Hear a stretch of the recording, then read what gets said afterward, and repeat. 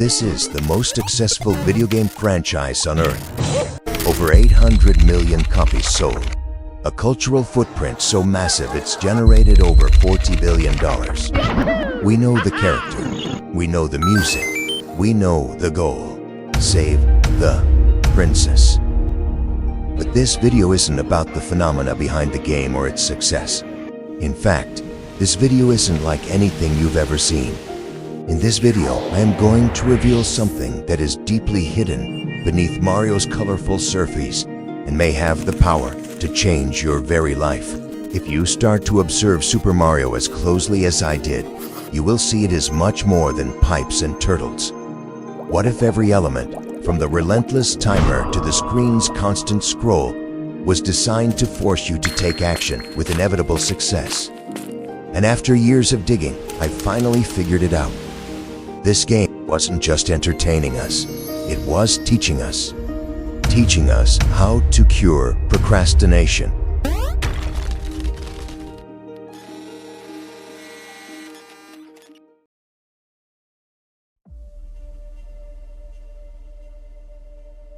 We've all been there, in the graveyard of good intentions, hundreds of systems that claim you can hack your procrastination. We promise ourselves that this time the system will stick. We're told procrastination is a failure of time management that can be patched with the right hack. But it is a lie. A lie that keeps us away from solving the real problem. The proof is everywhere. Decades of research have shown the same thing. Relapse. It's not about calendars, timers, or hacks. That doesn't touch the real problem, the deeper wound, a failure of self-regulation. Procrastination isn't about time, it's about character, about vision, about the raw will to act. And if action had a symbol, it would be the jump, the leap forward, the decision to move. And no one has made us jump more, in every sense of the word, than Shigeru Miyamoto. Miyamoto isn't just a Japanese game designer. He's the creator of some of the most acclaimed and best-selling game franchises of all time, including Mario, Donkey Kong, The Legend of Zelda, Star Fox, and Pikmin. Perhaps the reason behind Miyamoto's design success is that he was never a computer scientist. He was an industrial designer. He was trained not to write code, but to design objects that are intuitive and satisfying for a human being to use. He didn't think about systems, he thought about feelings. This led him to his obsession with a single, powerful Japanese concept.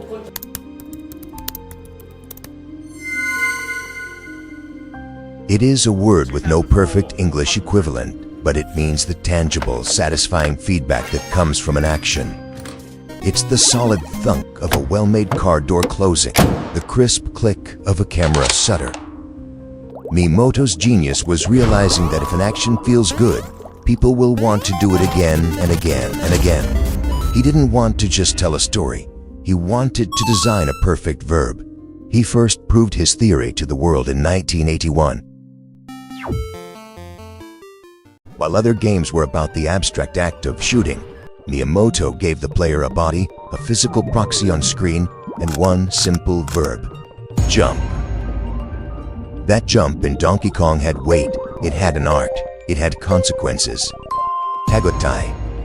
It was a direct, visceral response to a player's will, and it was a revolution. For the first time, a game wasn't just a puzzle. It was a physical dialogue between player and machine. But Donkey Kong was just a prototype. The true masterpiece would come 4 years later, Super Mario Bros. It wasn't built around a single verb, it was a symphony of them. Running, jumping, breaking blocks, collecting coins, stomping enemies. Every single action was meticulously crafted to feel good. But why does this game feel completely unwilling to let you stand still?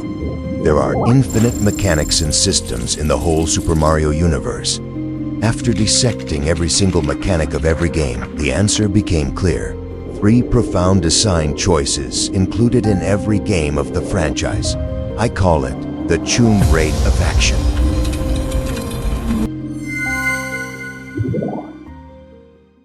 It all begins here, World 1-1, the most famous opening level in history. And Miyamoto's first lesson in action begins before you even press a button. Look at the screen. Mario is placed on the far left. Behind him, nothing. In front of him, open space, possibility, and a single approaching threat. Your first instinct might be to retreat, but you can't. The game forbids it. Your only other option is to stand still. But inaction here means the Goomba will eventually walk right into you. From the very first second, the game design funnels you into a single, undeniable conclusion. The only way to survive is to move forward. This rule is immediately reinforced by two invisible pressors. First, the ticking timer, a masterclass in a principle known as Parkinson's Law. Work expands to fill the time available. By giving you a brutally short time frame, Miyamoto forces efficiency. Second, the one-way scroll. Once the left edge of the screen passes over a part of the level, it's gone forever. Going back is now worthless. A textbook case of irreversibility bias, where every step that closes off the past pushes your focus entirely towards what's ahead.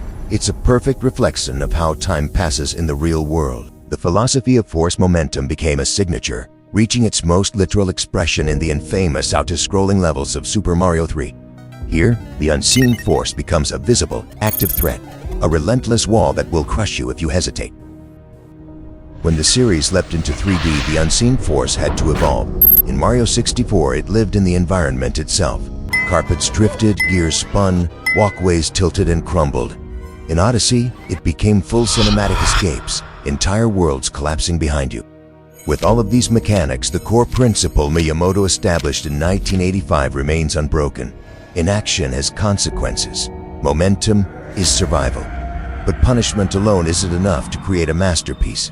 Miyamoto also introduced a new psychological driver, one that didn't just punish us for standing still, but rewarded us for moving forward.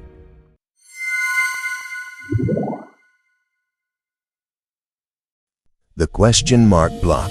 It's not just an object, it's a perfect psychological trigger. In the 1950s, psychologist B.F. Skinner discovered the most powerful motivator for creating a habit: variable ratio reinforcement. He found that rewards delivered unpredictably are far more compelling than those delivered predictably. You don't know if this block contains a single coin, a super mushroom, or a rare invincibility star. That uncertainty is the same engine that makes slot machines and social media feeds so addictive. It hijacks our brain's reward system. And here's the critical part. Modern neuroscience shows that dopamine, the feel-good chemical, isn't just released when we get a reward. It spikes highest in anticipation of one. Miyamoto understood this instinctively. The greatest thrill isn't just getting the mushroom, it's the heart-pounding moment you leap towards the block, driven by the possibility of what's inside. But this is where Miyamoto adds his layer of genius, separating his design from a simple slot machine. The reward doesn't just appear. It creates a new, urgent problem. It runs away. It can fall. It can vanish. This masterfully triggers the second psychological principle: loss aversion. The thrill of discovery is immediately followed by the fear of loss. It's not just do a thing, get a reward. It's do a thing, reveal an opportunity, and then act again right now or you will lose it. So now I had the blueprints for a perfect loop, the unseen force that pushes you forward into the unknown, and a reward system that pulls you into exploring. But action without clear direction is just frantic energy. This game would bore us very quickly if there wasn't a greater purpose. So how did Miyamoto provide a grand sense of progress without overwhelming the player with the sheer scale of the quest?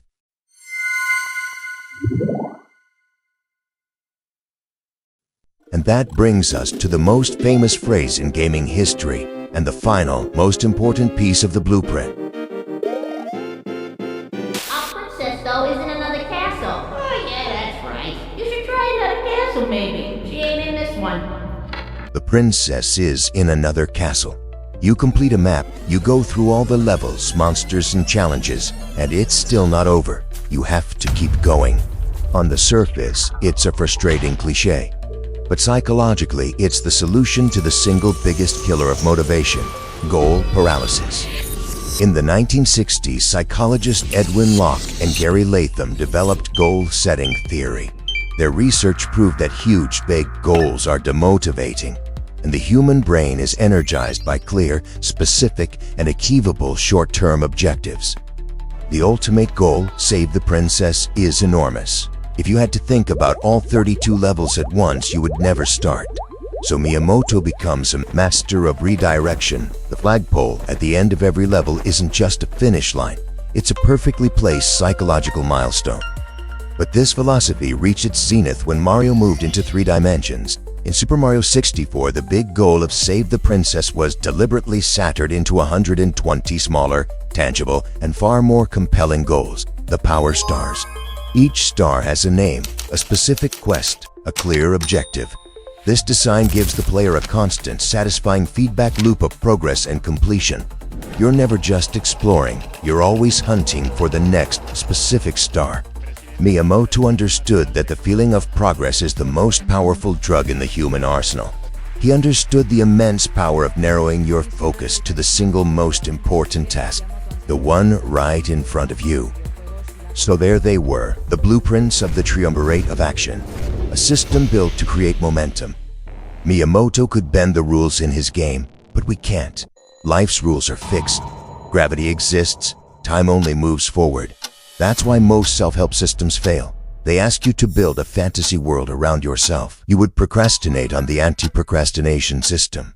I would. We all would. Ironically, the only people who can implement a system like that would be the people who don't procrastinate in the first place. So how did I do it? The secret isn't to build a world. It's to change the way you see the world that already exists. I will now show you the exercise that changed my life forever. An exercise that is so simple but incredibly powerful, and it can completely transform you from a chronic procrastinator to a person who is in full control of his own fate. Close your eyes and take a breath. Now, step into the game. In front of you rises your castle, your distant end goal, and inside, standing by a window, is you. Different versions of a better you. They're alive, they're moving. Watch them. They're stronger, freer, wiser. Everything you've always wanted to become. See them clearly, not as a dream, but as someone alive right now, real.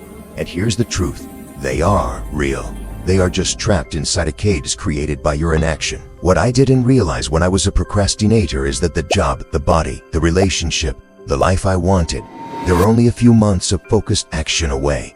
Instead of focusing on the things that I wanted to attract, I started to think, which version of me would deserve this? This way, you start to know that person. You know how he behaves and what separates him from you. That version of you is the one that is trapped inside the castle. Now, I want you to imagine that between you and the castle, a level is forming.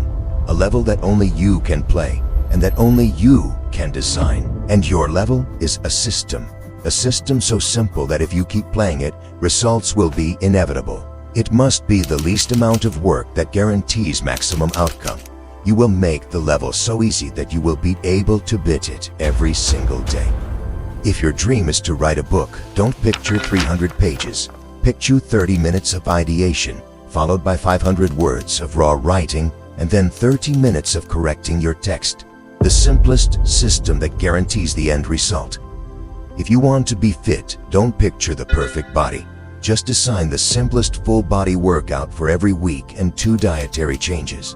With a good system, you will get closer to the castle every single day that you beat the level. Super Mario is designed so every few seconds you find a reward. Sadly, in life, no one guarantees when rewards will come. Promotions, recognition, income, they're out of your control. The only rewards you can grab are skills that make you better and increase your probabilities of success. And in order to reach them, think this way. How can I challenge myself today in a way that can improve the outcome? These habits of reimagining your path daily is the true meaning of talent. Talented people aren't born gifted. They are more creative. They see new ways of doing things, and those ways become their new skills. And they train hard. The excitement of the challenge also makes you obtain joy from the process. This is what changes everything. This is what keeps you going. Now, imagine that behind you, a glowing line advances slowly, gently, and always forward. That's time. The unseen force that moves through you, erasing everything it touches. You can't push it back. You can't stop it.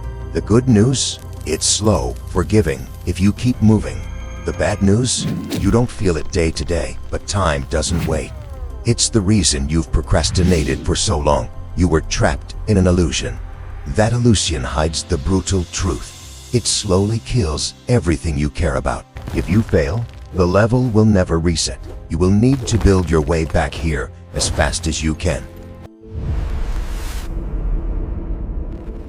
From now on, your days will be simple. Don't set alarms to start. Set a countdown in your mind to finish. Think of any moment in your day. A countdown is always alive. The instant you give time to a task, the clock awakens, and you are bound to finish it. That's your game. Parkinson's law says work expands to fill the time you give it. Just like water expands to fill its recipient, make sure you give yourself enough time and a deadline. If you finish before it ends, good. Feel the Tegotae, that satisfying click of a well-executed job. If not, it's okay, but you still have to finish today. Task, countdown, reward. In the end, the visualization exercise can be summed up to 5 simple questions. See the castle. How is the version of me that deserves what I want? See the level. What is the simplest repeated action that gets me there? See the reward. How can I improve my system today to get there faster? See the unseen. Why do I have to move today? See the timer. How much time do I have to finish my level? If you repeat this day after day, in a few months you will realize the truth. You were always in control. You designed the challenge, the level, and the main character. You imagined the power-ups and you collected them. You will have deserved every single good thing that has happened to you. I won't lie, at first it feels absurd, but the absurdity is exactly why it works. It breaks the illusion. It gives shape to something invisible. Miyamoto once said, "Sometimes the best ideas come from unexpected places, so be open to inspiration from all aspects of life." And I think that is exactly what I did. Because the more I studied his games, the more I realized that this wasn't coincidence. Maybe I was meant to find this, to dig beneath those pixels, to decode it, and to show the world what was hidden all along. Doing this every day changed my life, and now it can change yours. You can finally reach your dreams if you just let go and jump.